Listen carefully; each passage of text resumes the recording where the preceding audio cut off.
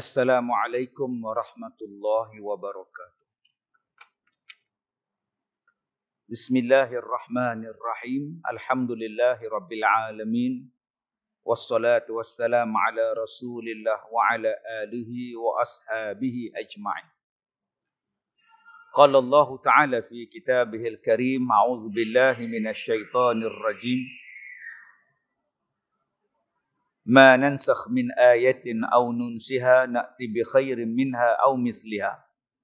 Alam ta'lam anna Allah ala kulli syai'in qadir. Sadaqallahul azim. Nabi sallallahu alaihi wasallam bersabda, "Idza tazawwaja al-'abdu faqad istakmala nisfa dinihi falyattaqillah fi nisfil baqi." Nabi SAW bersabda, apabila seseorang hamba Allah itu berkahwin, maka sesungguhnya dia telah berusaha menyempurnakan sebahagian agamanya. Oleh itu hendaklah dia bertakwa kepada Allah pada sebahagian yang berbaki.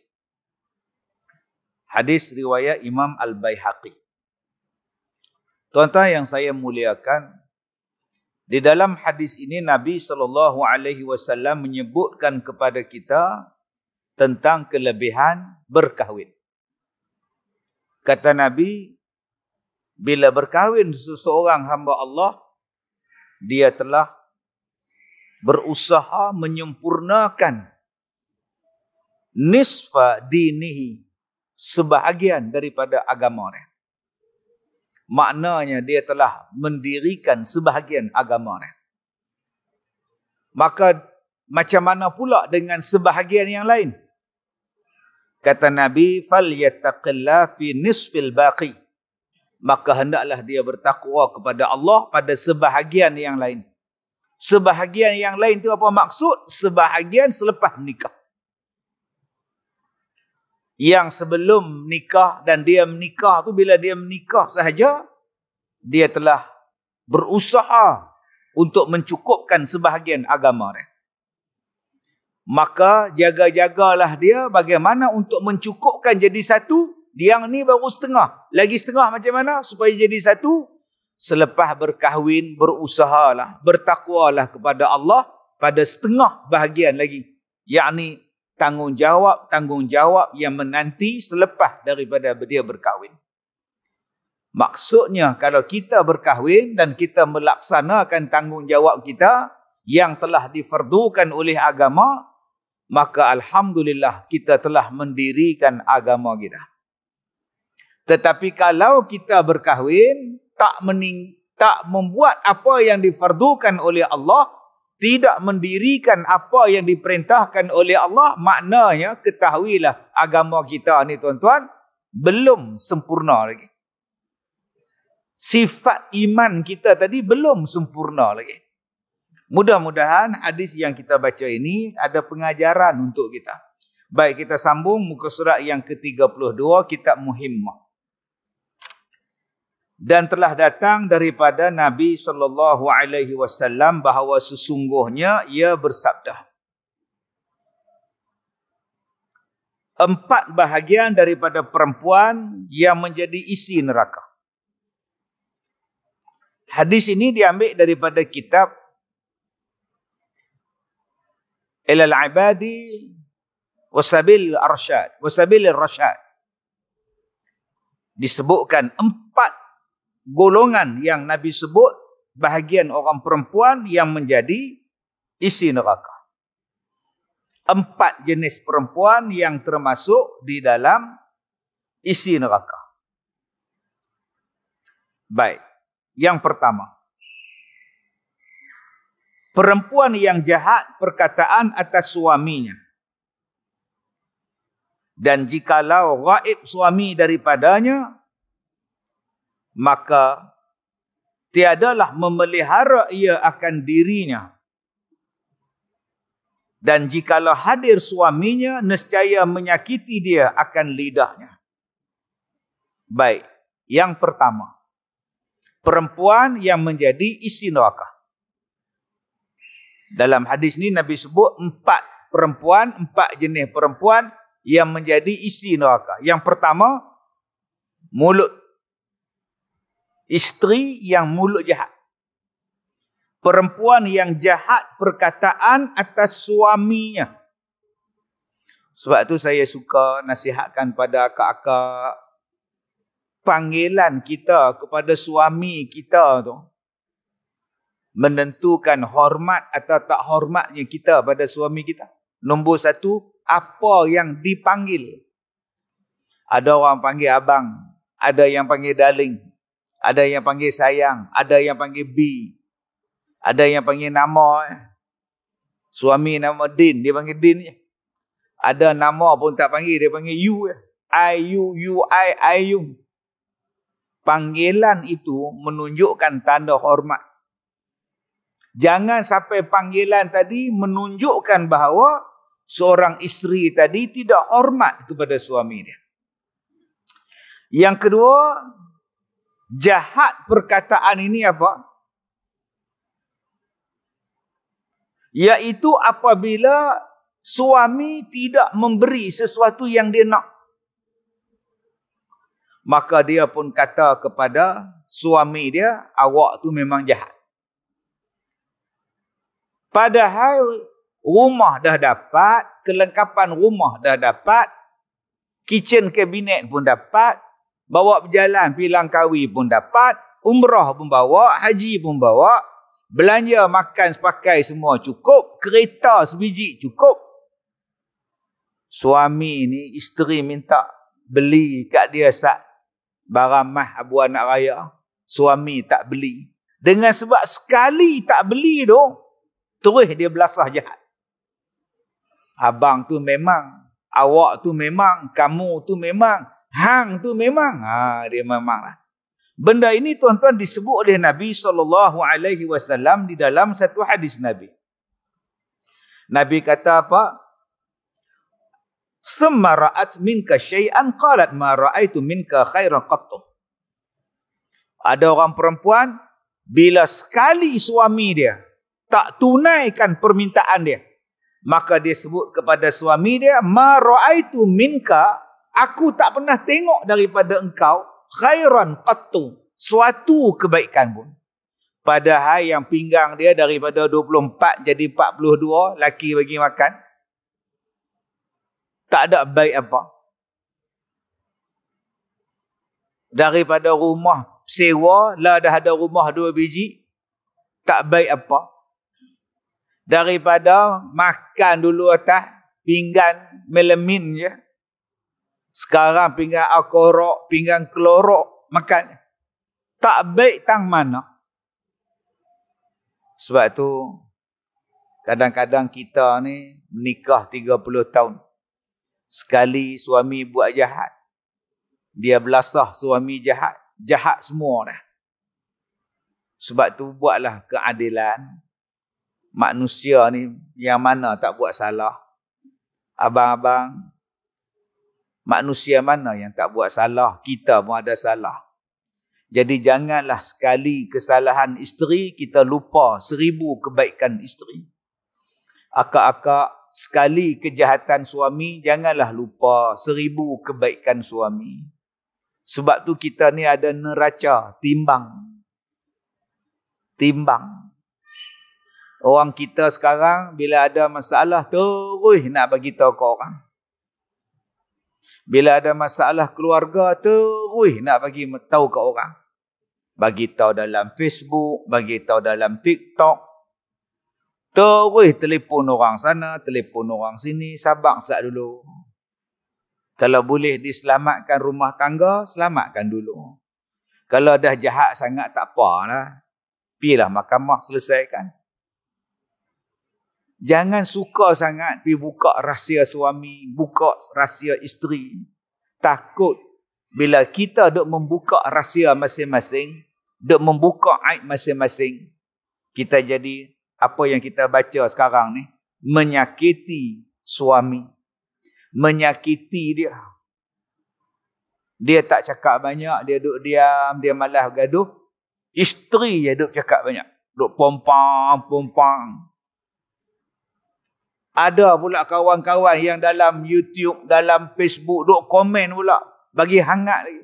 Duk siram minyak lagi. Lagi seronok isteri hentam suami dia. Yang suami duk diam. Jaga-jaga tuan-tuan.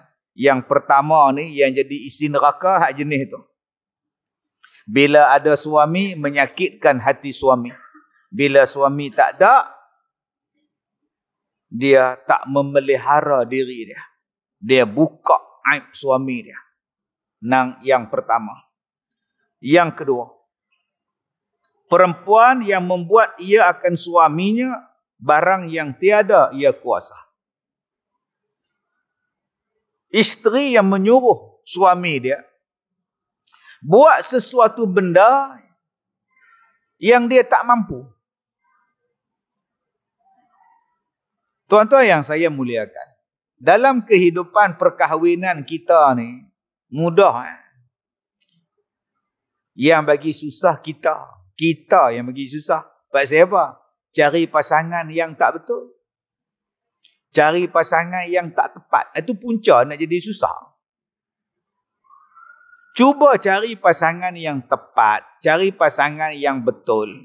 Cantik. Kita baca dengan satu kata-kata. Carilah pasangan yang menjadikan engkau berwarna, cantik. Jangan cari pasangan yang menghilangkan warna engkau. Hari ni perkataan-perkataan macam tu banyak kita dapat. Punca yang nak jadi muram, punca yang nak jadi stres, punca yang nak jadi penyakit, punca yang nak jadi tak seronok ialah memilih pasangan yang tak betul. Tanpa bertanya pada orang, tanpa melalui risikan, tanpa melalui bertunang. Dia melalui ialah cinta dan nafsu. Cinta dan nafsu. Istikharah tak buat. Minta mak bapak reda tak buat. Agama tak dilihat. Kemudian, bila bersanding, tulis dekat profil, til jannah. Buat love, mini love. Belaga macam tu. Kemudian sengit kepala sikit.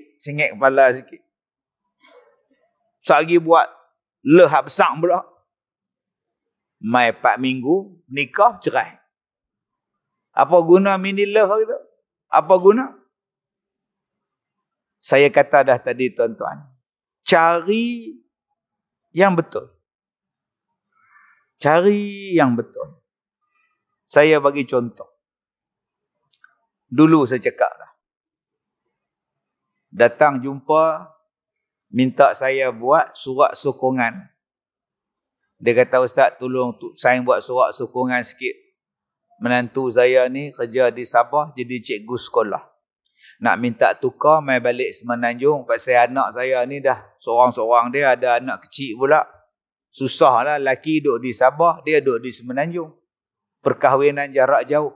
Cikgu sekolah tak boleh tukar. Dah minta isi borang jenuh dah, tak dapat lagi. Berapa tahun dah menikah? 2-3 tahun dah, anak seorang lah. Jadi beban sikit lah Ustaz. Laki tak ada. Laki duduk jauh. Saya tanya pada cikgu, anak dia cikgu. Cikgu masa bertunang dengan suami tu, tahu tak suami tu kerja duduk di Sabah? Tahu. Tahu tak kalau kahwin susah minta tukar? Tahu. Tahu tak nak dapat PJJ ke, nak dapat tukar balik ke Semenanjung payah? Tahu. Yang tu yang pergi nikah dengan dia. Siapa? Tak boleh cari cikgu sekolah, hak satu sekolah. Takkan tak ada cikgu bujang di sekolah? Takkan cikgu bujang tak ada sekolah depan tu? Cikgu sekolah menengah, pergi cari cikgu sekolah rendah. Kalau cikgu sekolah rendah, cari cikgu sekolah menengah. Kalau sekolah menengah pun habis menikah semua ada, cikgu tadika pun ada. Cikgu pasti pun ada. Yang ni cikgu. Cikgu nama apa? Cikgu murni. Pergi cari cikgu syari. Berlambak. Yang satu kampung, yang satu taman, yang satu negeri. Kita yang memilih. Dah tahu dah yang dia tu kaki penampak. Waktu bertunang, duk tumbuk dah. Waktu bertunang, duk tampar kita dah. Tu sah kahwin lah. Tapi kemah dah tempah nak Busana pengantin pun dah tempah dah. Habis tu tak boleh nak cancel lah. Pasal apa tak boleh cancel pula? Bukan sign borang lagi. Tok Kadi tak sign lagi hang kat nikah apa semua. Batal ke lah. Habis tu kemah, catering, buat kenduri biasa. Yang pentingnya rumah tangga hang selamat. Pasal bicara tentang rumah tangga ni bukan setakat di dunia. Urusannya sampai hari kiamat. Ni, hak nombor 2 ni. Pasal apa yang isteri ni masuk neraka? Pasal dia suruh suami dia sesuatu yang suami dia tak mampu. Gaji suami 2,000. Ni terbit pula dah. Proton baru pula. Dia kata, abang beli hak baru ni. Abang senang. Dia boleh parking sendiri. Hari tu saya parking. Pergi rotoh kereta orang. Yang ni abang dia boleh assist sendiri abang. Dia kata assist sendiri ke parking sendiri. Abang tak ada duit. Celaka punya lelaki. Dia marah tu. Dah kereta Myvi hang hari tu pun tak habis hutang lagi. Hang nak tambah hutang apa lagi? Dia suka suruh suami dia beli sesuatu benda. Buat sesuatu benda yang suami dia tak mampu. Maka dengan sebab itu suami dia berhutang. Suami dia pinjam alung. Suami dia ambil riba. Suami dia rompak, suami dia mencuri, suami dia rasuah. Maka isteri yang macam ni, dia penghuni neraka. Dan saya dah kata tadi, kalau nak hidup mewah, tackle-lah orang mewah. Orang mewah ni bukan duduk di taman mewah. Tu kena ingat. Di Taiping tu ada satu taman, nama dia Taman Mewah. Saya kalau ceramah di Taiping tu seronok. Taman mewah pun ada. Taman kaya pun ada. Adakah semua di situ kaya dan mewah? Tak. Kalau hang rasa hang nak hidup senang, pergi tackle orang kaya. Tapi kalau hang tackle suami hang, dia hanya jadi kerani saja. Dia hanya jadi driver Grab saja. Dia hanya menjadi penjual burger saja. Dia hanya menjadi pembantu kedai makan saja. Terimalah hakikat tu. Kalau rasa tak boleh terima, hakikat aku nak kongsi hidup dengan dia dalam keadaan dia serba kekurangan, tak usah menikah dengan dia, pergi cari hak kaya. Kalau tujuan hidup hang nak kaya. Tapi kalau tujuan kau kahwin adalah untuk dapat kebahagiaan, maka redalah dengan apa yang kamu ada, sebab Nabi kata siapa yang reda dengan apa yang dia ada, dialah yang paling kaya. Warda bima qasamallah, warda bima qasamallah, takun aghnan nas. Siapa-siapa yang reda dengan apa yang Allah bagi pada dia, maka dia adalah orang yang paling kaya di kalangan manusia. Siapa yang paling kaya di kalangan manusia? Orang yang reda dengan apa yang Allah bagi pada dia. Termasuklah Allah bagi pada dia isteri, Allah bagi pada dia anak, Allah bagi pada dia suami, dia reda. Dia reda. Ada setengah orang dia tak reda dapat anak autism. Ada yang tak reda dapat anak sindrom Down. Down syndrome. Malu. Nak memperkenalkan anak dia pada orang, dia malu. Pergi sorok dalam kereta, pergi sorok dalam bilik, tunjuk ke orang, malu. Reda. Allah Ta'ala nak bagi syurga dengan sebab anak tu sindrom. Dengan sebab anak tu autism. Mak bapak tu dapat syurga. Mudah-mudahan kalau dia reda. Ada yang tak reda, tuan-tuan, dapat isteri gemuk. Pah menikah, anak 2 orang, badan naik 80 kilo. Daripada 40 kilo, naik 80. Naik motor dengan kita, pergi market, tercongek depan. Dia duk perli isteri dia. Makan tak tinggal, tidur makan, tidur lagu, tak gemuk lagu mana. Hei, tak habis-habis. Jangan. Bila dia duk tengok hak slim, bila dia tengok hak cantik, bila dia tengok hak lain, dia rasa tak seronoklah dengan isteri dia. Begitu juga dengan orang perempuan reda dengan apa yang suami dia dapat. Kadang-kadang dapat suami tak segak, dia tak reda. Dia duk tengok orang lain. Reda lah. Dulu lama cerita ni tuan-tuan, saya ingat. Ada satu orang main rumah, dia kata, Ustaz nikah dengan saya. Nikah siapa? Kak ada suami. Dah, kalau Ustaz nak, kak nak minta cerai. Tak payah. Sampai tara tu, tuan-tuan. Apa jenis ni? Aku minta cerai, pandai aku nikah dengan hang. Ada juga. Ada hak jantan pun ada juga. Hang minta cerai dengan lelaki, hang lagi aku nikah dengan hang. Jaga isteri tu, jaga suami. Jangan sampai kita ni jadi orang yang tidak reda dengan ketentuan Tuhan. Jadi yang kedua, berhati-hati. Jangan sampai orang perempuan meminta kepada suami sesuatu yang dia tak mampu untuk diberi. Yang ketiga, perempuan yang tiada menutup aurat dirinya daripada lelaki dan keluarlah ia daripada rumahnya hal keadaannya memakai perhiasan yang kemegahan. Nabi sebut dalam hadis Nabi SAW, sinfani min ahlin nar lam arahuma. Ada dua jenis golongan daripada ahli neraka yang aku belum pernah tengok mereka itu. Lam arahuma.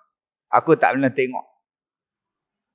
Qaumun ma'ahum siyatu ka'aznabil baqari yadribuna bihan nas. Yang pertama kata Nabi, iaitu suatu kaum yang memukul, yang memiliki cemeti, yang memiliki pemukul seperti ekor lembu, kerjanya ialah memukul orang. Ini menunjukkan daripada pemerintah yang zalim, yang memukul, yang menyeksa rakyat dia sendiri. Nombor dua kata Nabi, wa nisaun kasiyatun ariyatun mumilatun ma'ilatun ru'usuhunna ka'asnimatil bukhtil ma'ilah. Yang kedua kata Nabi SAW, wan nisa kasiyatun ariyatun, yang berpakaian tetapi bertelanjang.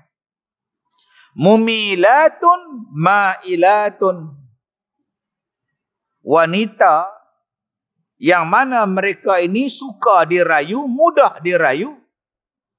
Di atas kepala mereka itu ada benda di atas kepala mereka itu macam goh unta yang sengit. Ka'asnibatil bukhtil ma'ilah. Macam ada bonggol unta. Tuan-tuan cuba tengok unta tu, dia ada bonggol di atas dia.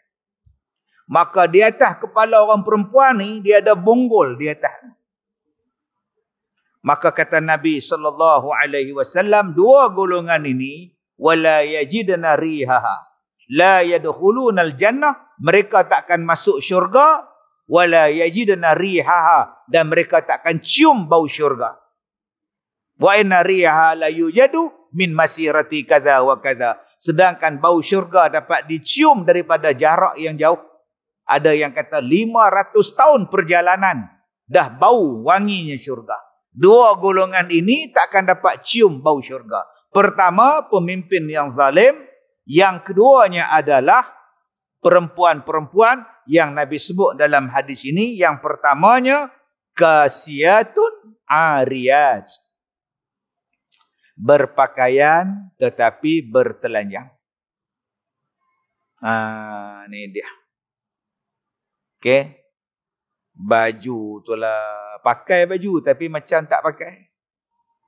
Dengan seksi, dengan singkat, dengan nipis, dengan ikut bentuk badan.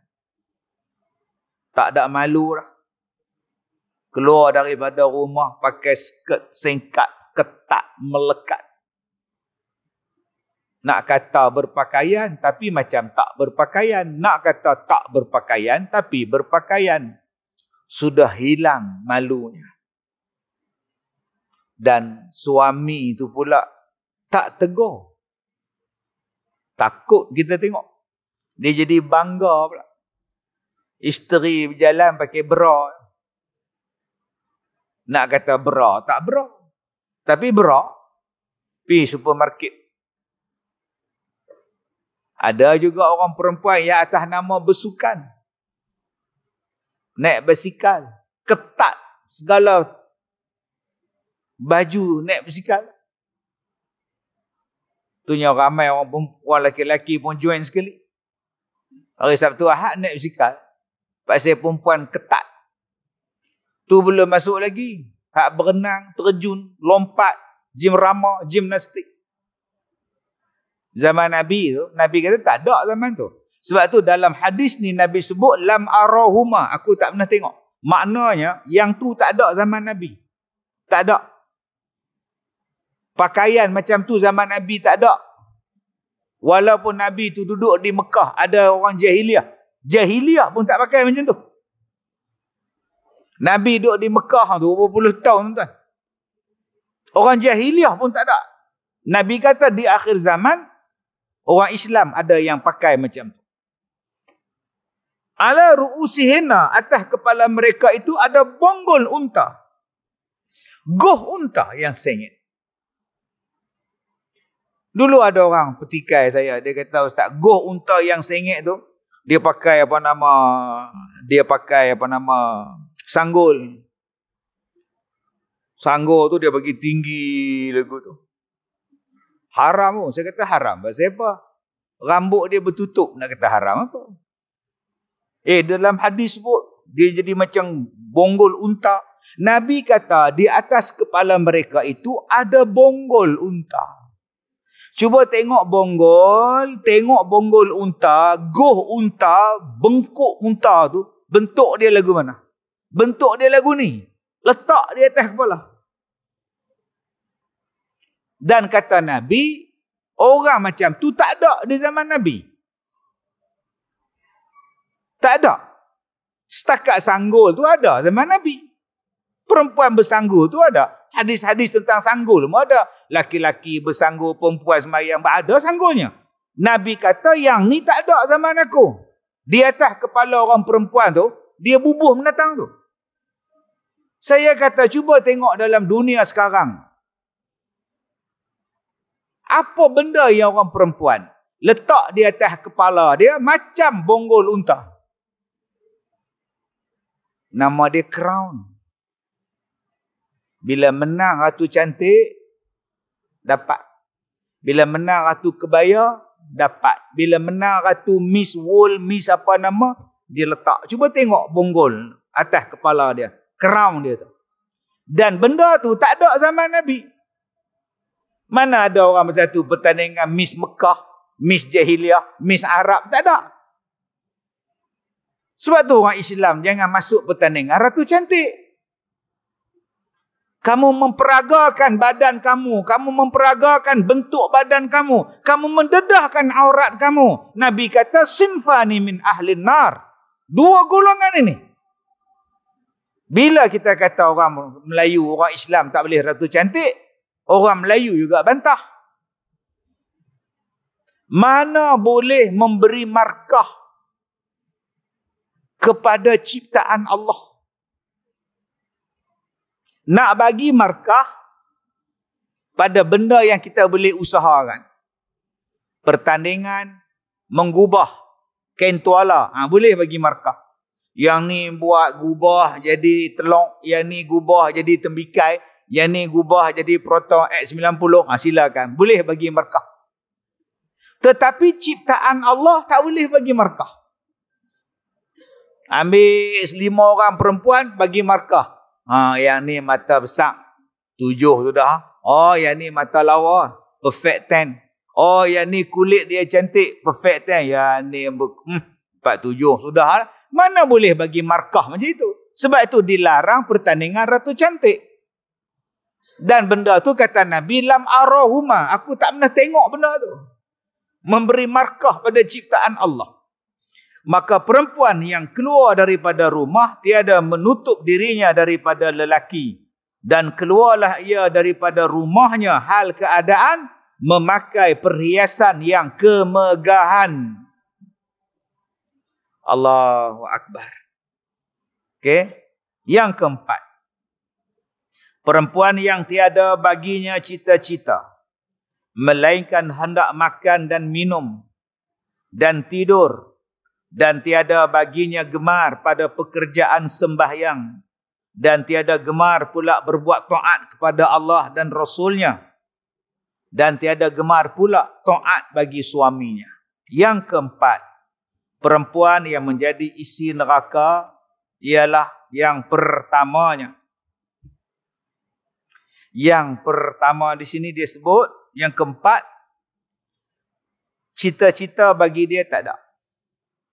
Melainkan dia jadi isteri, kerja dia nak fikirkan makan, minum, tidur. Dia kerja dia kulu wa yatamattam. Makan dan enjoy. Makan dan seronok. Tak suka sembahyang, tak suka nak taat pada Allah, tak suka nak taat pada Rasul, tak suka nak taat kepada suami dia. Allah Ta'ala sebut di dalam Al-Quran, Allah Ta'ala bagi peringatan pada golongan ini.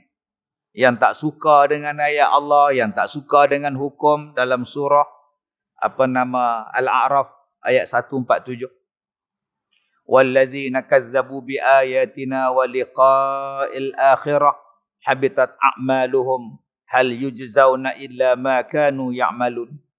Dan orang-orang yang mendustakan ayat-ayat Allah dan mendustakan akan menemui akhirat, sia-sialah perbuatan mereka. Mereka tidak diberi balasan melainkan apa yang telah mereka kerjakan. Hadirin hadirat yang dirahmati Allah, inilah dia 4 golongan yang kata Nabi menjadi isi neraka bagi orang perempuan. Jadi abang-abang jangan duduk seronok sangat. Ustaz malam ni betul-betul kena tibai orang perempuan, sabar sat lu. Lagi 3 lay lagi pula masuk belah kita pula. Kecelakaan bagi suami pula. Ni hak bagi isteri tu. Jangan bila masuk hak suami kita tak mai pula. Kena hak isteri kita mai. Duk cangok. Mai kena hak belah kita pula, tutup. Pa pun tak mau dah.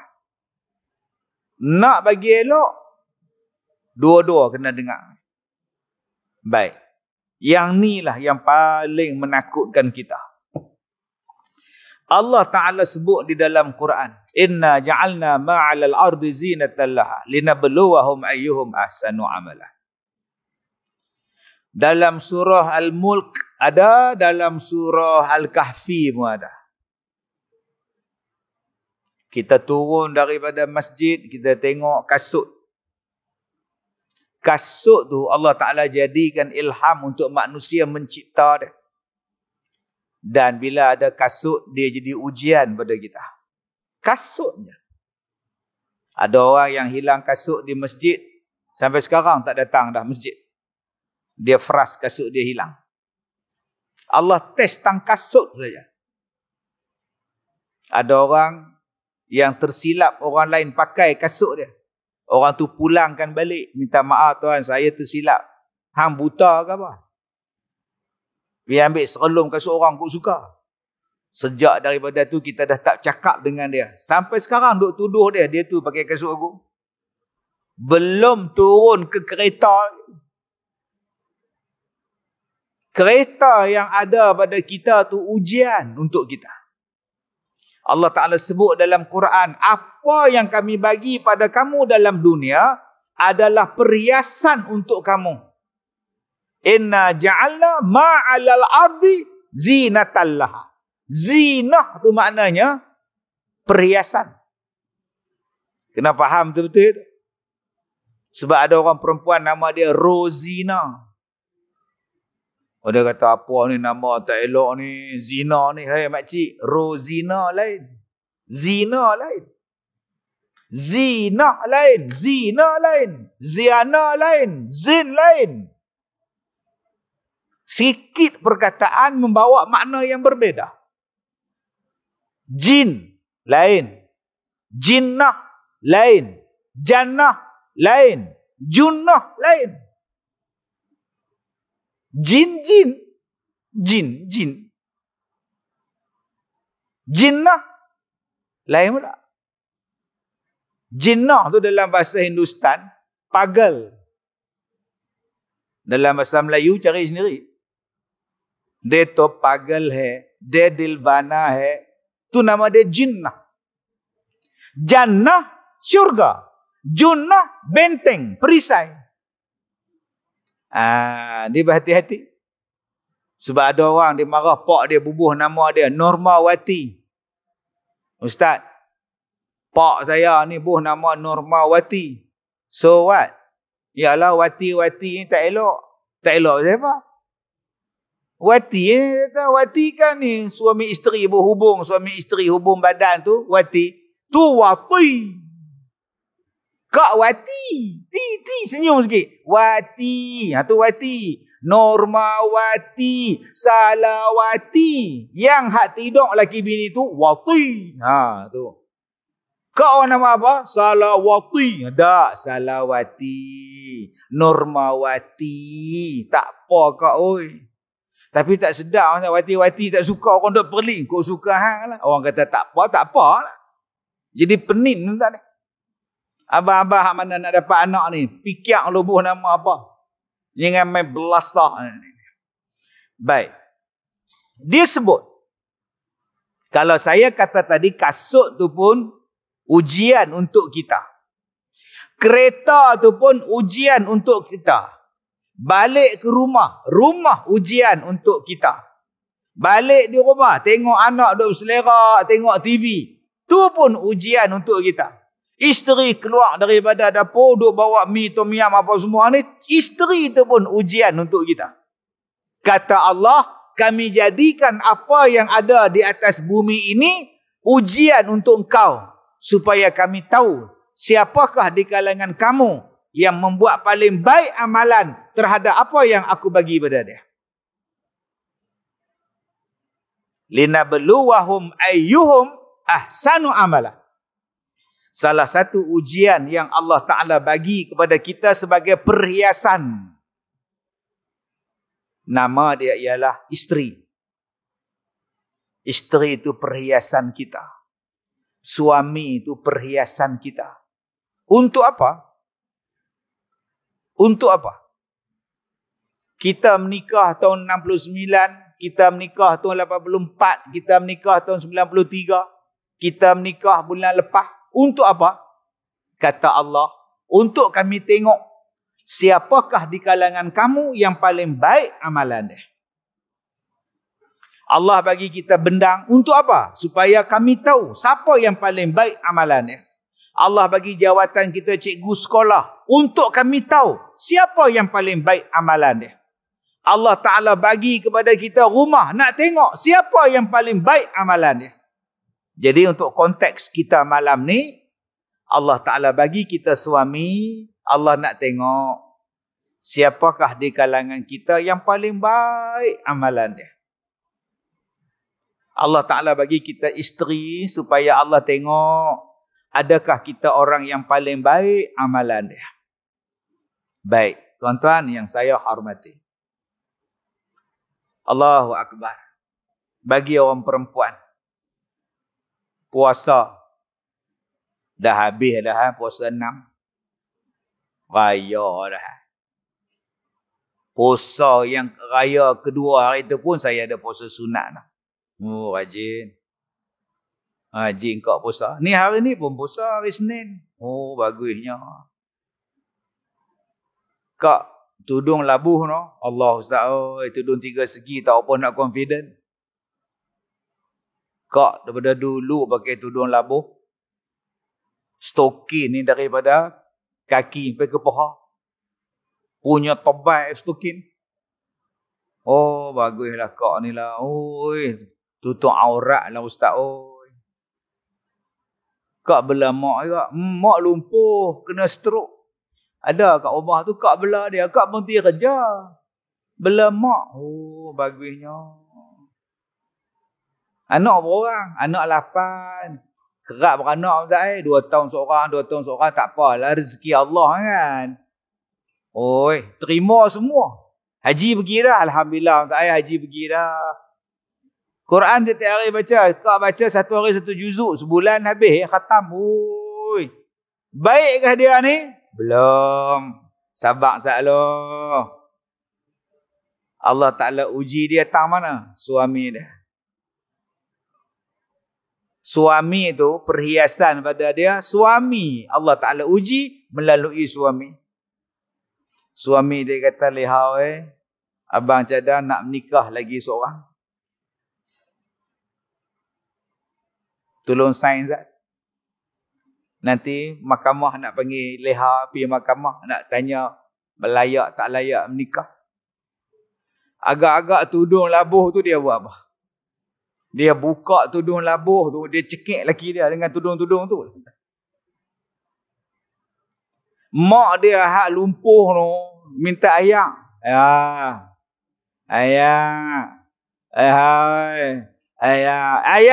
ambil sendirilah. Tak larang nak nusua dah. Laki nak nikah lain tu. Dia marah lah mak dia. Quran pun tak baca lah. Yang dia duk baca sekarang, WhatsApp group.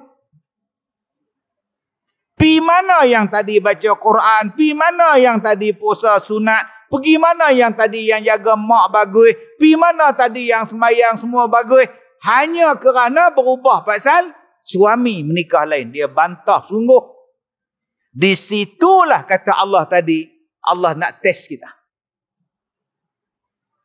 Banyak tuan-tuan yang fail. Yang ni. Inilah bab last sekali bab perempuan dalam kitab Muhimmah ni.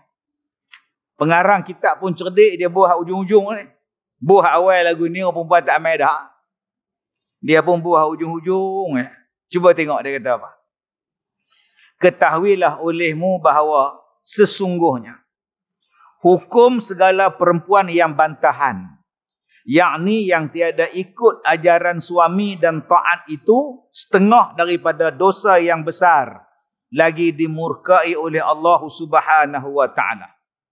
Dan sebab itulah yang memasukkan mereka ke dalam neraka.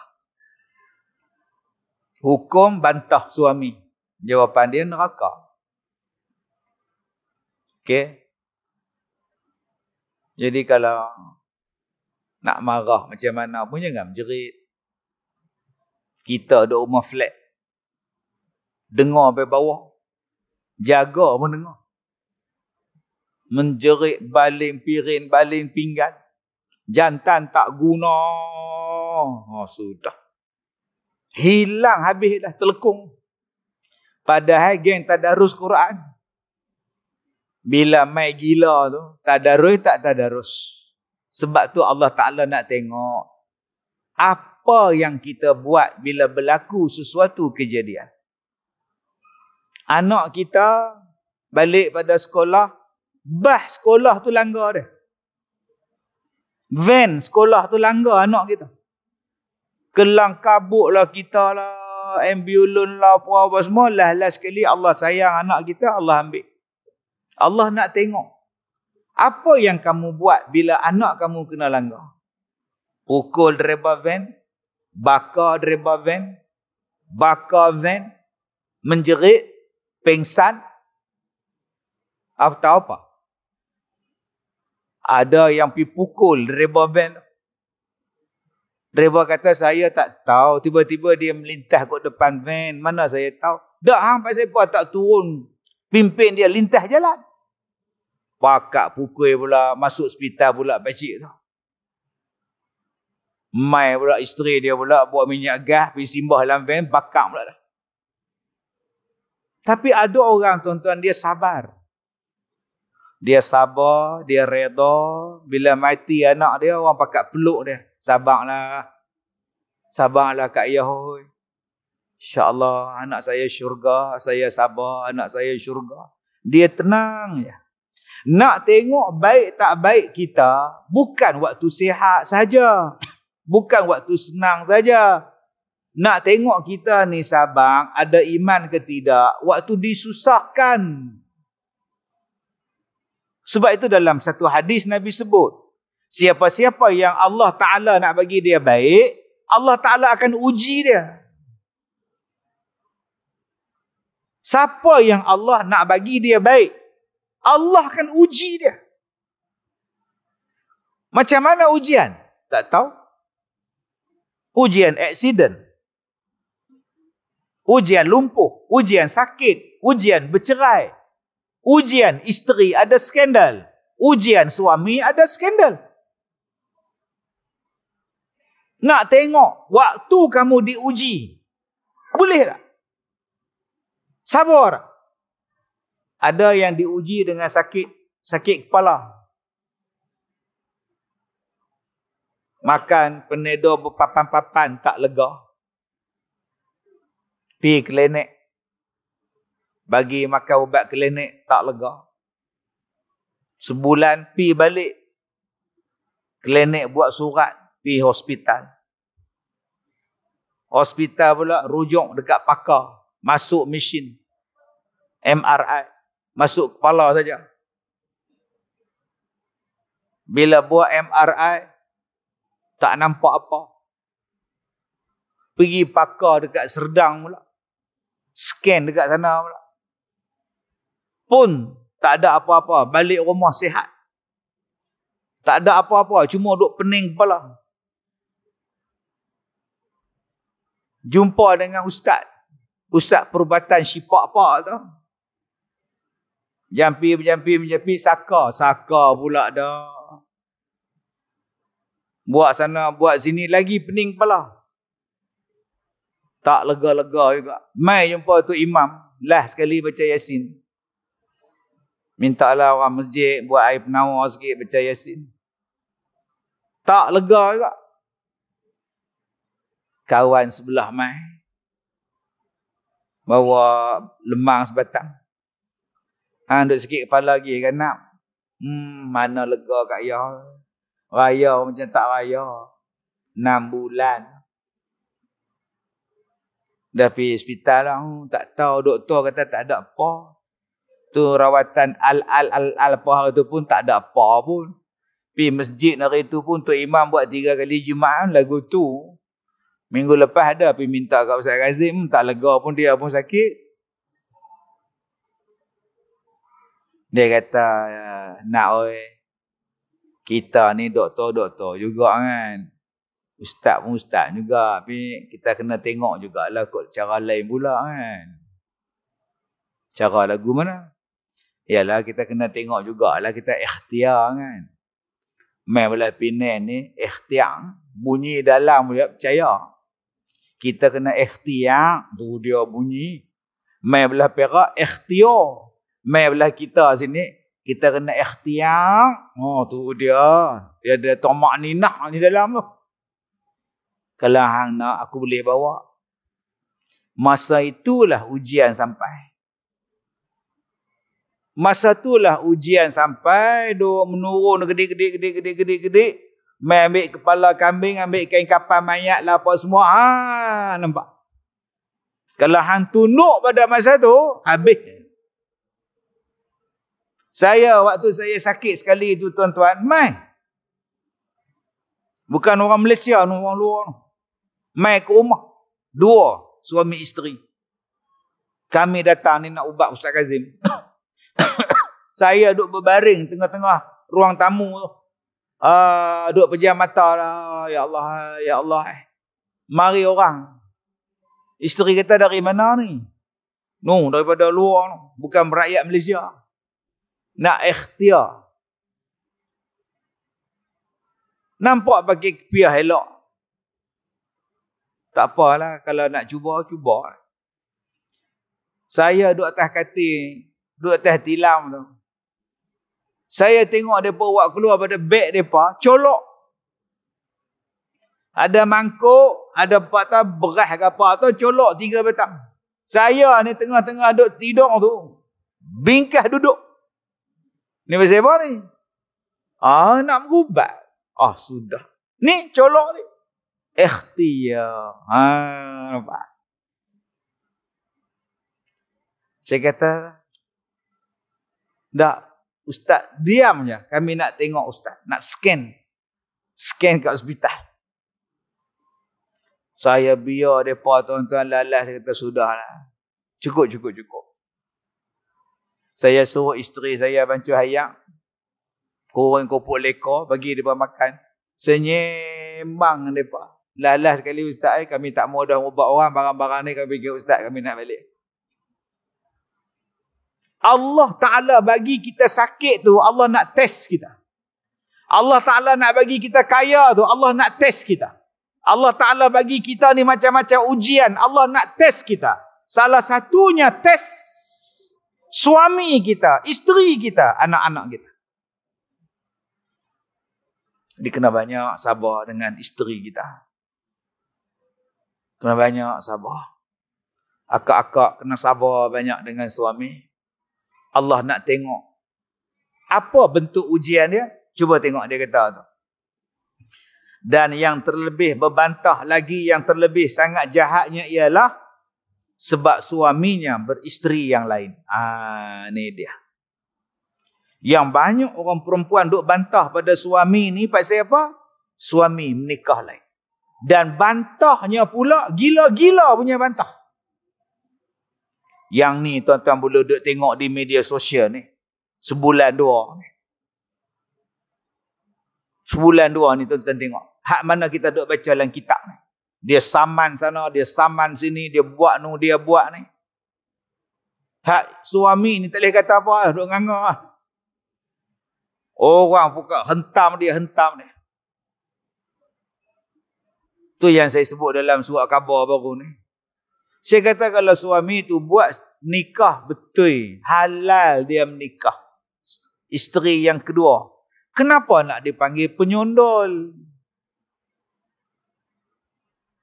Keluar dalam surat khabar baru ni. Dah kecoh dalam TikTok. Ustaz Kazim kata jangan panggil penyondol. Kalau mereka menikah elok-elok, bukannya mereka buat jahat, mereka menikah elok. Kenapa panggil penyondol? Bila saya kata macam tu, saya pun dituduh penyondol. Kazim penyondol, kata dia. Astaghfirullahalazim. Padahal saya tegang. Jangan kita ni benci kepada menikah dua, sampai kita marah pada hukum Tuhan.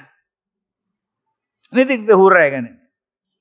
Dia kata itulah dosa yang amat besar dan bala yang amat keras. Maka betapa tidak ada yang demikian bahawa sesungguhnya adalah marahnya itu seolah-olah pada barang yang disuruh oleh Allah dan pada hukum yang didatangkan oleh Nabi SAW. Maka tiadalah yang terlebih jahatnya daripada perempuan yang demikian itu, kerana menyuruh oleh Allah Ta'ala akan bernikah dengan firman-Nya fankihu ma tabalakum minan nisa masna wa thulatha wa ruba'. Maka bernikahlah oleh kamu barang yang baik pada kamu daripada segala perempuan, 2 atau 3 atau 4. Surah An-Nisa ayat yang ketiga. Baik, muslimin dan muslimat mudah-mudahan dirahmati Allah. Di sini timbul suatu isu. Suami kahwin lain. Suami kahwin lagi seorang. Isteri bantah. Isteri tak setuju. Apa hukumnya Ustaz? Baik. Yang pertama. Apa sebab isteri bantah? Apa sebab isteri tolak? Apa sebab isteri tak setuju dengan perkahwinan si suami pada perkahwinan yang kedua atau 3 atau 4? Okey. Kak Leha. Pak siapa yang Kak Leha marah sangat ni? Ustaz. Ya. Kak Leha bukan tak setuju pada perintah Allah. Kak Leha bukan tak setuju pada hukum Islam. Bila Islam membenarkan kahwin seorang, 2 orang, 3 atau 4, Kak Leha tak pernah bantah. Habis tu, yang Kak Leha bantah Abang Dim nikah lagi ni pasal apa? Pasal dia tak mampu, Ustaz. Sepanjang kami menikah, dia tak pernah belanja saya. Dia tak payah bagi nafkah. Dia tak peduli tentang nafkah anak-anak. Dia tak ambil kisah beras ada ke, gas ada ke, ayak bayar ke, bil. Dia tak pernah tanya, dia bagi Kak Leha 500, cukup tak cukup tu Kak Leha punya pasal. Kadang lah, tak tahu nak susah lah Ustaz. Tiba-tiba dia nak menikah lain. Yang tu yang Kak Leha bantah. Jadi Kak Leha bantah Atas sebab hukum ke atas sebab dia? Atas sebab dia. Pasal apa? Dia tak mampu, Ustaz. 500 tu pun bagi awal bulan, tengah bulan minta balik. Dia kan dah kerja apa? Jadi Kak Leha takut bila dia menikah lagi seorang, hak nombor 2 tu pula dia buat zalim. Dengan Kak Leha ni lama dah dia zalim. Sehari dia menikah dengan anak orang, dia buat zalim pula. Yang tu yang Kak Leha tak setuju. Kalau tak setuju jenis tu, taklah sampai membawa yang kita duk baca ni. Sebab dia bukan tak setuju pada hukum. Dia tak setuju pada batang tubuh si suami tu. Suami itu tak mampu. Nanti kalau dia menikah lagi seorang, dia menyusahkan orang lain. Dapat anak pula dengan hak nombor 2. Lagi susah anak tu. Sebab tu Kak Leha tak setuju, Ustaz. Satu. Sebab tu. Yang kedua, pasal apa yang Kak Leha tak setuju ni? Kak Leha tak setuju bukan pasal apa, Ustaz? Pasal apa? Dia ni kaki pukul. Kak Leha ni tiap-tiap hari kena pukul. Kak Leha takut nanti dia pukul pula nombor 2. Kak Leha bukan tak setuju pada hukum. Kak Leha tak setuju dia tu panah baran. Maka tuan-tuan, hukum perkahwinan lebih daripada seorang ni ulama-ulama duk bahas. Asal hukumnya adalah harus. Harus maknanya boleh buat. Boleh. Tapi ada syarat dia. Kenapa awak nak kahwin lain? Kenapa? Saya nak anak, Ustaz. Isteri saya yang pertama tak boleh beranak. Dia dah 3 kali dah buang sis. Nak beranak lagu mana? Banyak kalinya buang. Dengan rahim dia buang sekali, Ustaz. Saya baru 34. Saya nak anak, Ustaz. Sebab itulah Islam mengharuskan poli. Poli itu banyak. Gami itu nikah. Dia ambil pada bahasa Yunani. Poligami. Nikah banyak. Asalnya poligamus. Mai bahasa kita jadi poligami. Kalaulah poligami tak dibenarkan oleh syarak, apa jadi dunia ni? Ada orang yang menikah lagi. Tanya dia dekat dia, Abang Din. Pasal apa Abang Din menikah lain? Isteri saya tak boleh beranak, Ustaz. Isteri saya sakit. Saya nak anak. Saya ada harta. Saya nak anak saya mewarisi harta saya. Tapi dia tak boleh memberikan anak pada saya. Sebab tu saya nak menikah lain. Kita tanya dia pula. Hak menikah nombor 2 ni confirm dapat anak ke? Tu saya tanyalah. Hak nombor 1 pun kita tak confirm. Hak nombor 2 pun Allah tentukan. Kenapa yang dibagi menikah 2 ni? Untuk mengelakkan zina dan maksiat. Yalah, ada di isteri di rumah, tak? Ada, tapi hak jahat di luar ramai. Hak dia nampak hak di luar tu. Kacau. Suami di luar negara, isteri di Malaysia. Balik 6 bulan sekali. Ada suami jadi nurse di negara Arab, setahun 2 kali dia balik. Hak isteri suami di Malaysia ni macam mana? Sewa pula sebelah asrama nurse di Malaysia. Hak isteri dia bernurse, tapi tak boleh tengok. Yang ketiga, saya ni mulut jahat. Mulut jahat, tuan-tuan. Satu hari pi kenuri. Saya pi kenuri. Orang kahwin, orang tua dalam 40-an kahwin. Suami orang kahwin. Saya pi baik dengan laki dia, baik dengan isteri dia. Saya pi makan-makan nasi, isteri dia mai. Saya kata, kau hebat. Pi minang madu. Dia minang madu untuk suami dia. Kau hebat no, pi minang madu kat suami kau. Tak larat layan dia. Rambut tak pernah kering. Tak pernah faham. Tak faham sudah. Biar dia hak nombor 2 pula kita tak larat dah. Sebab ada laki-laki hak jenis kederat macam tu. Kalaulah Islam tak bagi menikah lagi seorang, isteri hak pertama ni masuk hospital. Sebab ada jenis laki-laki yang nafsu dia, subhanallah, tengok rimau jadi, tengok naga jadi, tengok gajah jadi. Maka nak bagi diam dia tu tak cukup seorang, tuan. 2 orang, 3 orang baru diam. Kalau seorang isteri dia kurus kering, hamba Allah tu. Ada yang jenis macam itu. Kederat dia, tak tahu jenis apa. Keturunan lagu tu. Yang keempat, yang harus ni pasal apa? Pasal isteri tu nusyus. Isteri lawan dia, tak hormat dia, isteri jahat dengan dia. Maka dia menikah lagi satu. Yang kelima, pasal apa yang dibenarkan? Untuk membanyakkan zuriat keturunan Nabi Muhammad sallallahu alaihi wasallam. Maka hukumnya adalah harus. Selain daripada dia mampu fizikal dan mental. Dia mampu daripada segi bergilir, dia mampu daripada segi nafkah, dia mampu daripada segi wang, harus. Yang keduanya tuan-tuan, jatuh kepada sunat lah tadi. Jatuh. Kalau dia ada benda-benda macam ni, kalau gitu pilih kahwin. Yang ketiga, dia jatuh pada haram. Kalau perkahwinan poligami tadi membawa kerosakan, menzalimkan kepada orang, dia tak mampu, duit tak cukup, apa pun susah. Bila dia menikah, dia menyusahkan yang banyak pihak. Kalau gitu tak payah kahwin. Seorang cukup. Wa in khiftum alla ta'dilu fawahidah. Seorang cukup. Yang seorang ni pun tak bahagia dengan kau, kau nak tambah lagi. Kalau kau buat juga, ini salah.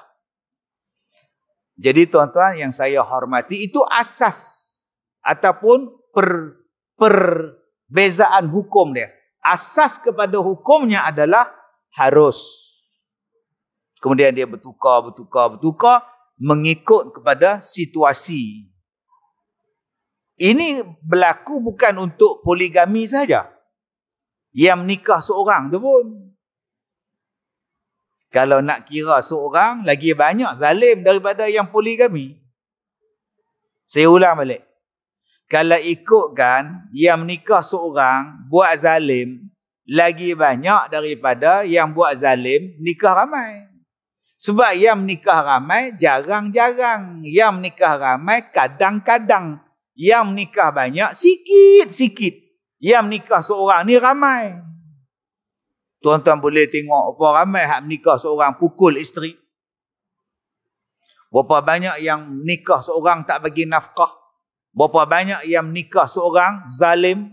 Adakah kita nak anti menikah? Saya tanya pada satu orang yang tak setuju menikah dua. Presiden Persatuan tak setuju. Saya tanya, Kak, pasal apa yang Kak tak setuju poligami ni? Dia kata zalim. Pukul lah, tak bagi nafkah lah apa semua. Sebab tu kami bantah, Ustaz. Saya kata, Akak buat tak kajian? Suami yang menikah seorang tak bagi nafkah lagi ramai daripada hak tak bagi nafkah menikah dua. Kenapa Kak tak bantah menikah? Pilah bantah. Kalau betul nak jadi hero pada orang perempuan, bantah menikah. Banyak yang menikah seorang kena pukul, kena terajang. Bulan Ramadan yang lepas baru ni, mak dia kata, Ustaz tolong buat sembahyang hajat ke anak saya koma. Anak dia patah tulang belakang. Suami dia smackdown. Terajam flying kick. Jimmy Superplay snooker. Tuan-tuan tahu tak? Dia smackdown sekali. Lepas tu dia turun. Boom. Tulang belakang ni patah. Ganas. Suami dia menikah berapa orang? Seorang. Haramkan menikah seorang pasal pukul isteri. Tak boleh lagu tu. Tak boleh lagu tu pasal apa pula? Tadi hang kata haram nikah dua pasal buat zalim. Kenapa tak haramkan menikah seorang? Sama. Jadi janganlah kelakuan seseorang menjadikan hukum kau menolak hukum. Sebab tu saya katakan tadi, kalau kau menolak hukum, salah. Tapi kalau kau tak setuju dengan sebab suami tak mampu, lain hukum dia. Jadi insya-Allah kita akan bicarakan lagi bab poligami ini pada kuliah yang akan datang. Masa bila boleh bantah dan masa bila yang tidak boleh bantah. Mudah-mudahan Allah memberikan kepahaman kepada kita. Sekadar itu sahaja, saya minta maaf jika terkasar bahasa. Wabillahi taufiq wal hidayah. Assalamualaikum warahmatullahi wabarakatuh.